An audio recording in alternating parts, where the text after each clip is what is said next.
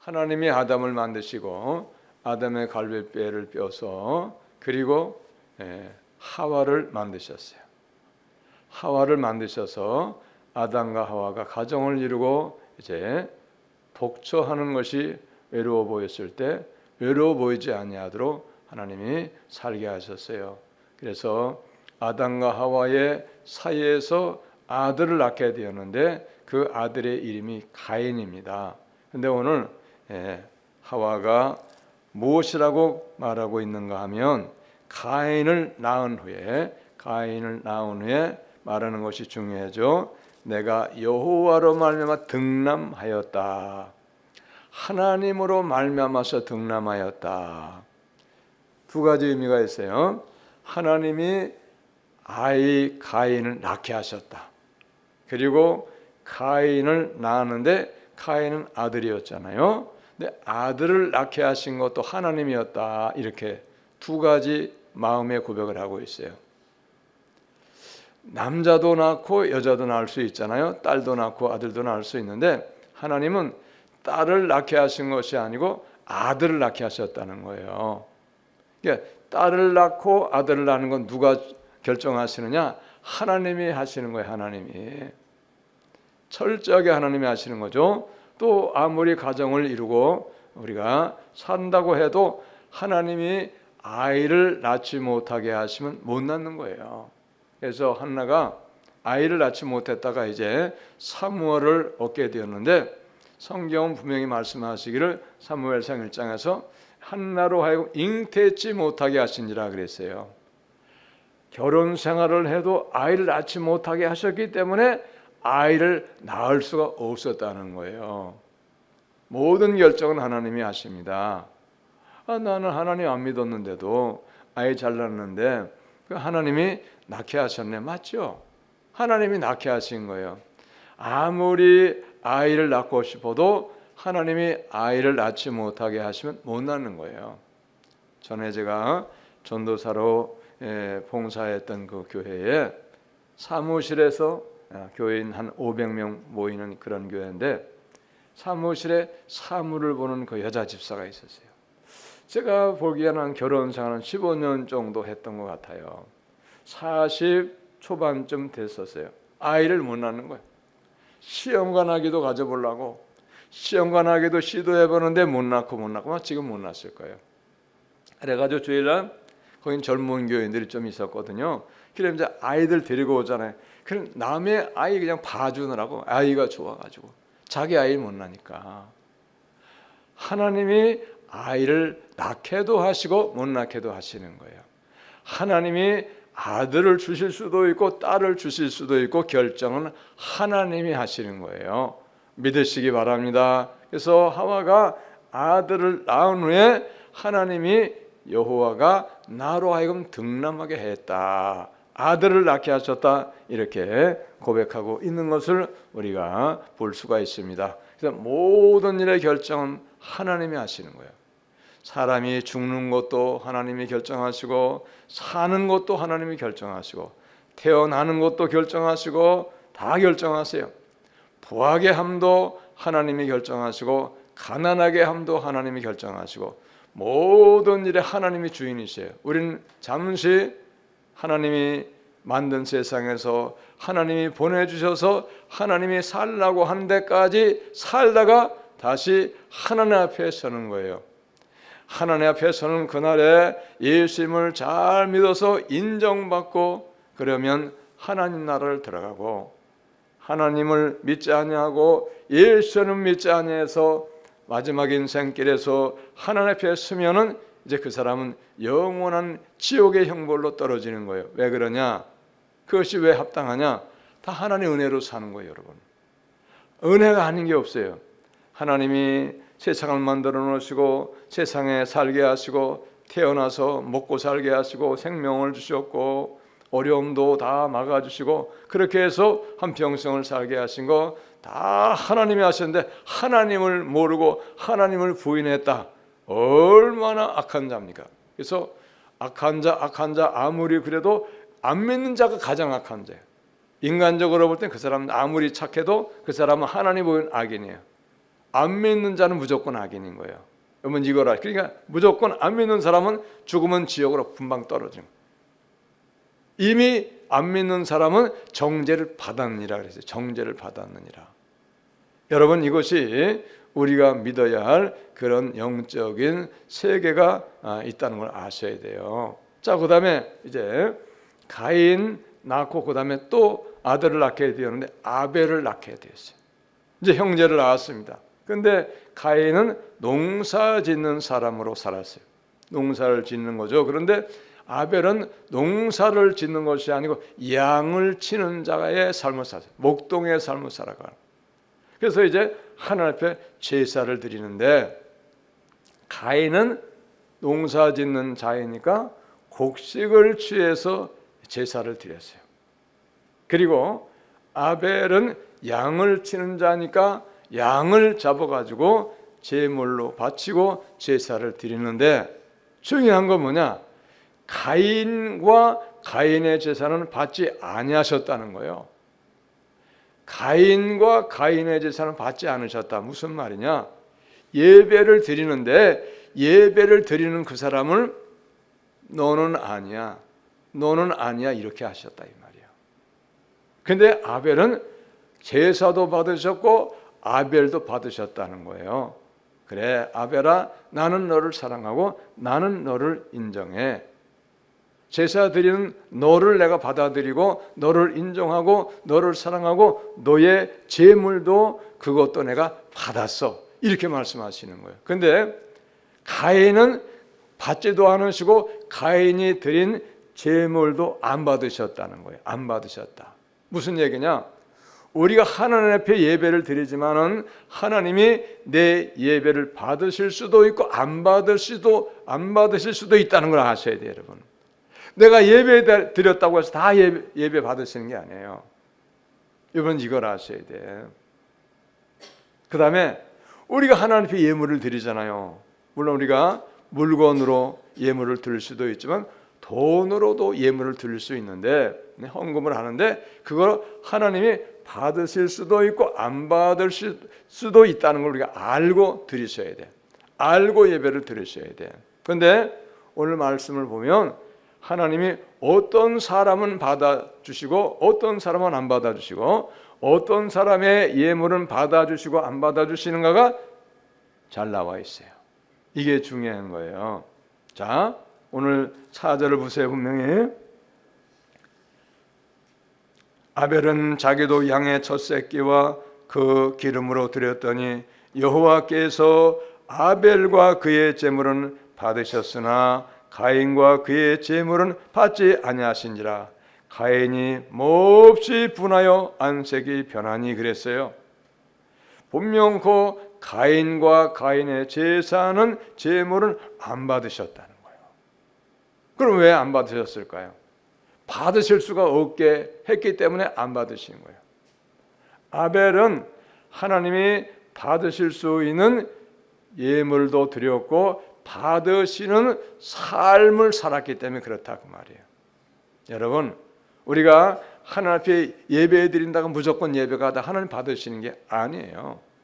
어떻게 살다가 왔는가, 어떻게 사는 모습을 다 보시고 나서 그 사람이 예배를 드릴 때 그 사람이 예배를 받으시는 거예요. 그런데 우리가 지혜 없이 사는 인생이 없잖아요.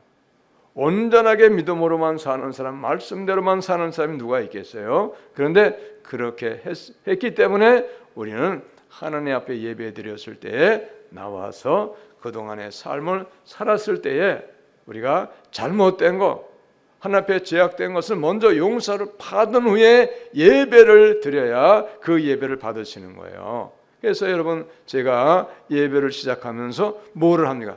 항상 하는 우리의 죄를 용서하세요. 말씀대로 못 살았습니다. 순종하지 못했습니다. 그렇게 하는 거예요. 그런데 그러면 제가 하면 다 여러분 안 해도 되냐? 그거 아니에요. 우리 각자 모든 사람이 하나님 앞에 예배 드릴 때에 먼저 와가지고 예배 전에 하나님 앞에 내가 산 삶에 대해서 철저히 회개해서 예배를 드려야 그 예배를 기쁘게 받으시는 거예요. 그렇게 하려면 어떻게 해야 되겠어요? 미리 와야 돼요. 하나님, 제가 한 주간도 요거 이렇게 했는데 잘못했습니다. 용서하세요. 용서하세요. 이것도 용서하세요. 이것도 용서하세요. 저를 받아주시고요. 저도 저의 예배도 받아주시고 또 예물도 받아주세요. 이렇게 해야지 하나님이 그 예배를 받으시고 그 사람도 받아주신다, 그런 얘기입니다. 그래서 로마서 12장에 보면은 어떤 말씀이 있는가, 어떤 예배가 영적 예배인가 하는 것이 잘 나와 있어요. 자, 잘 들으세요. 그러므로 형제들아, 내가 하나님의 모든 자비하심으로 너희를 권하노니 너희 몸을 하나님이 기뻐하시는 거룩한 산 제물로 드리라. 너희 몸을 하나님이 기뻐하시는 거룩한 산 제물로 드리라는 거예요. 인 너희가 드릴 영적 예배니라. 무슨 얘기냐? 우리의 삶이 영적 예배라는 거예요. 세상에서 우리의 삶이 영적 예배라는 거예요. 쉽게 말하면은 세상에 나가서 사는 거는 개차반같이 살고 못되게 살고, 응? 그렇게 살다가 주일날만 반짝 와가지고 거룩한 척 해서 드리는 예배는 하나님 안 받으신다, 그 말이에요. 이거를 말씀하시는 거예요. 자, 오늘도 보세요. 자, 다시 창세기 4장으로 봅니다.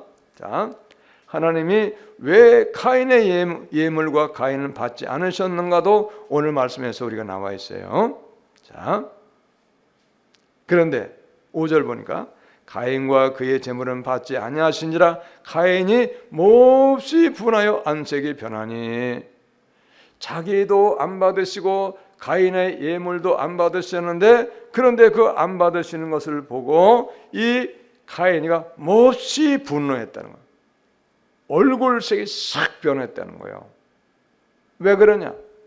자기와 자기의 예물은 받지 아니하셨는데 아벨과 아벨의 예물은 받으셨다는 거예요. 쉽게 말하면 자기가 잘못한 것에 대해서 회개하고 잘못을 버릴 생각을 안 하고 시기가 일어나가지고 질투가 일어나가지고 아벨과 아벨의 제물을 받으신 것을 몹시 못마땅하게 생각한 거예요. 이건 하나님을 향한 대적이죠. 하나님을 향한 반항이에요.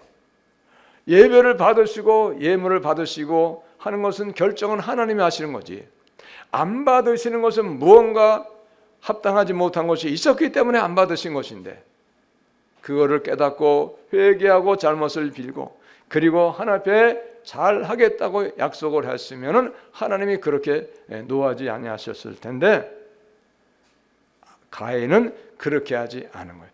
자기의 잘못과 자기의 허물은 절대 하나도 생각하지 아니하고 도리어 아벨과 아벨의 예물을 받으신 것을 몹시 시기하고 질투하고 하나님을 향해서 반항을 하는 거예요. 그렇게 하니까 하나님이 모르실 리가 없잖아요. 그래서 여호와께서 카인에게 말씀하시기를 내가 분하여 함은 어찌 됨이며 안색이 변하면 어찌 됨이냐. 그러면 안 된다 이 말이잖아요. 하나님 다 알고 보고 계셨어요. 예? 자, 그러면서 7절을 보세요. 내가 선을 행하면 어찌 낯을 들지 못하겠느냐. 선을 행하지 아니하면 죄가 문에 엎드려 있느니라. 죄가 너를 원하나 너는 죄를 다스릴지니라. 이미 가인의 마음속에 죄악의 마음이 가득 차 있는 것을 하나님 다 보고 지적하시는 거예요. 그러면서 하실 말씀이 오니까 죄가 너를 원하나 너는 죄를 다스릴지니라. 마귀가 너를 죄짓도록 하고 있지만은 너는 그 마귀의 미혹에 넘어가지 말라. 너는 마귀를 물리쳐라. 죄를 이겨야 된다. 죄를 물리쳐야 된다. 아니면 너가 죄 지어서 너는 저주를 받게 될 수밖에 없다. 그런 말씀이에요. 여러분 믿으시기 바랍니다. 죄는 항상 우리에게 다가와 가지고 우리를 올무에 묶으려고 해요. 항상 그래요. 항상 그렇습니다. 이 순간도 마귀는 우리에게 올무를 묶으려고 역사하고 있어요. 여러분 이걸 아셔야 돼요. 죄가 너를 원하나 너는 죄를 다스릴지니라 그랬어요. 이미 하나님께서 가인의 마음속에 죄가 가득하고 있는 것을 다 보고 하셨어요. 다스리라는 거예요. 근데 결국은 다스리지를 못하게 되고 시기와 질투가 일어나 가지고 아벨은 가인에게 어떠한 짓도 악한 짓을 한 적이 없어요. 절대 가인에게 섭섭한 마음을 준 적이 없어요. 그럼에도 불구하고 시기와 질투가 일어나 가지고 가인이가 아벨을 쳐 죽일 그 살인의 마음을 품고 있으니까 하나님이 그걸 지적하신 거거든요. 그래서 죄가 너를 원하나 너는 죄를 다스릴지니라 했는데 결국은 죄를 다스리지 못하고 죄에 져버리고 말았어요. 죄의 올무에 묶이게 되었다 이 말이에요. 그래서 8절 보니까 가인이 그의 아우 아벨에게 말하고 그들이 들에 있을 때에 가인이 그의 아우 아벨을 쳐 죽이니라. 시기와 질투가 일어나가지고 그게 마귀가 주는 것인데 죄의 역사인데, 그런데 그만 동생 아벨을 아무 죄도 없고 자기 어떠한 잘못도 하지 아니한 어떠한 섭섭함도 주지 아니했던 아벨을 동생, 그것도 남도 아니고 아벨을 쳐 죽이는 죄를 지을 수밖에 없었다는 거예요. 여러분, 원수 마귀는 항상 우리에게 다가와 가지고 죄를 짓도록 역사해요. 마음속으로 역사하는 거예요. 불순종하게 하는 생각, 불법자로 살게 하려고 하는 생각을 계속 집어넣는 거예요. 시기와 질투, 악한 마음, 더러운 마음들, 불순종의 마음들을 계속 집어넣어서 우리를 죄의 올무에 묶어서 우리가 저주를 받도록 역사하는 그놈이 바로 마귀라는 사실을 우리는 분명코 알아야 돼요. 그러므로 우리는 생각을 잘 해야 됩니다.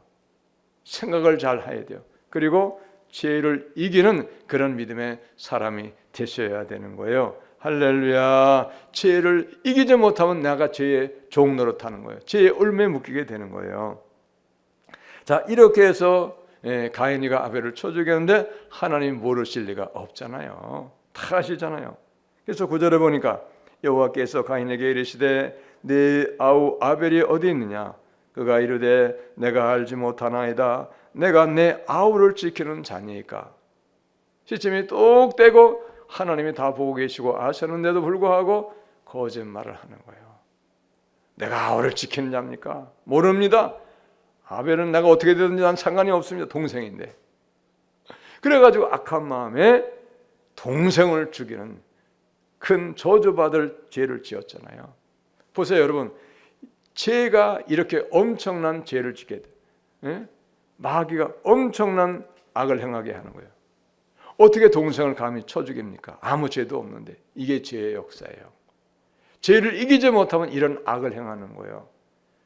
그 얼마나 큰 저주입니까 여러분?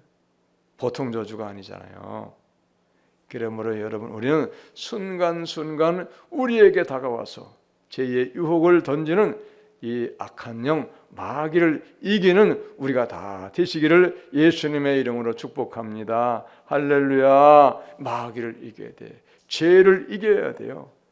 아무리 우리가 힘쓰고 애쓰고 노력하고 몸부림을 쳐도 죄를 이기지 못해서 단순간에 죄의 올무에 묶여서 죄를 짓게 되면은 평생을 고통당하는 거예요. 그리고 그렇게 되면은 마지막 날 하나님의 나라를 들어가지 못하는 버림을 당하게 될 수도 있다는 사실이에요. 여러분, 우리는 죄를 이겨야 되고 죄를 두려워할 수가 있어야 돼요. 그러면 어떻게 해야 돼요? 죄를 알아야 돼요. 무엇이 죄인가? 어떻게 하는 것이 죄인가? 죄를 알아야 돼요, 여러분. 그래서 죄를 알면 어떻게 하든지 그 죄는 지으려고 하면 안 돼요. 죄를 버려야 돼요. 죄를 이겨야 되면 죄는 우리에게 다고 계속 우리를 삼키려 해요. 죄는 우리를 삼키려 해요. 그래서 우리를 불행하게 만드는 거죠.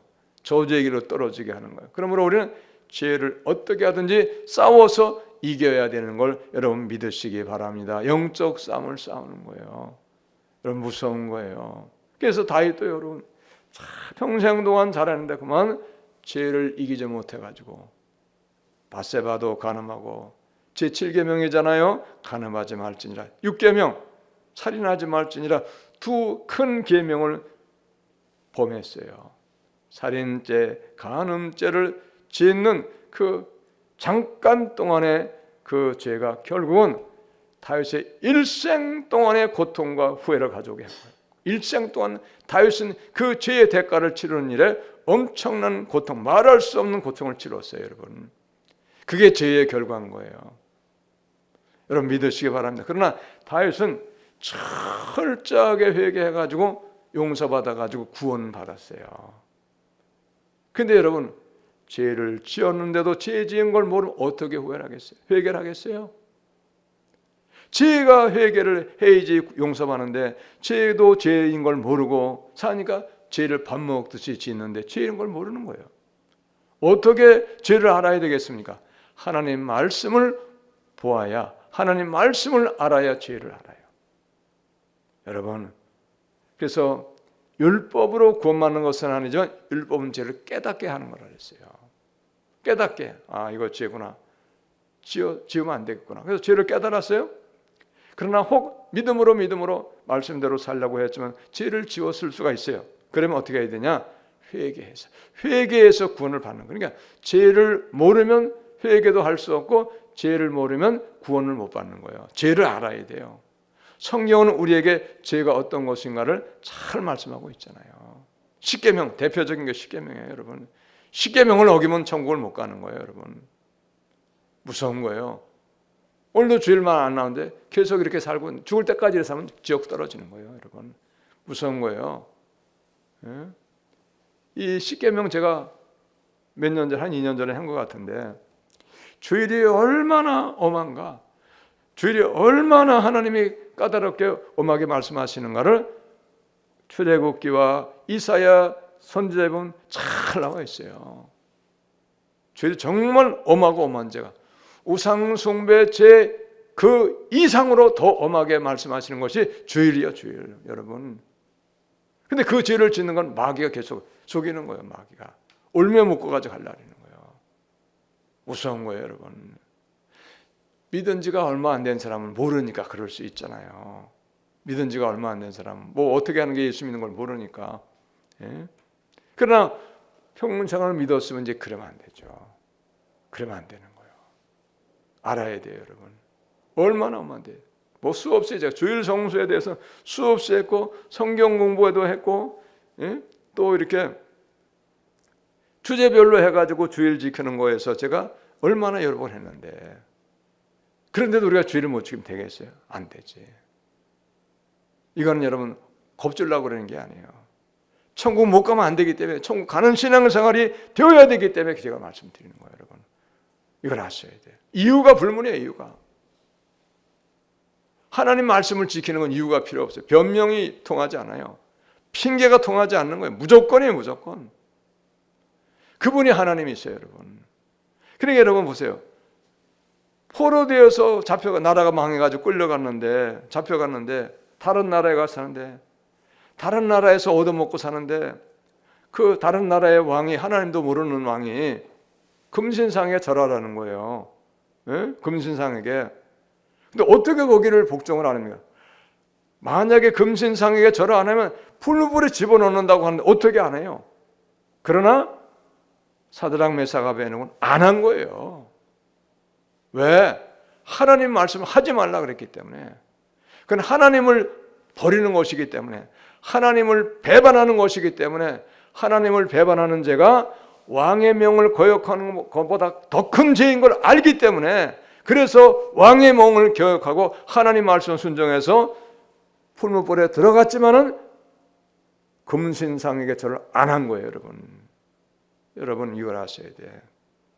하나님의 말씀을 지키고 하나님을 믿고 사는 것은 세상에 어떤 것보다 더 엄하고 어떤 것보다 귀하고 복된 것을 여러분 믿으시기를 바랍니다. 이걸 알면 어떻게 거기다 절을 합니까? 못하는 거지. 그게 안 했더니 하나님이 살려주셨잖아요. 풀무불에서 건져주셨잖아요, 여러분. 이걸 아셔야 돼.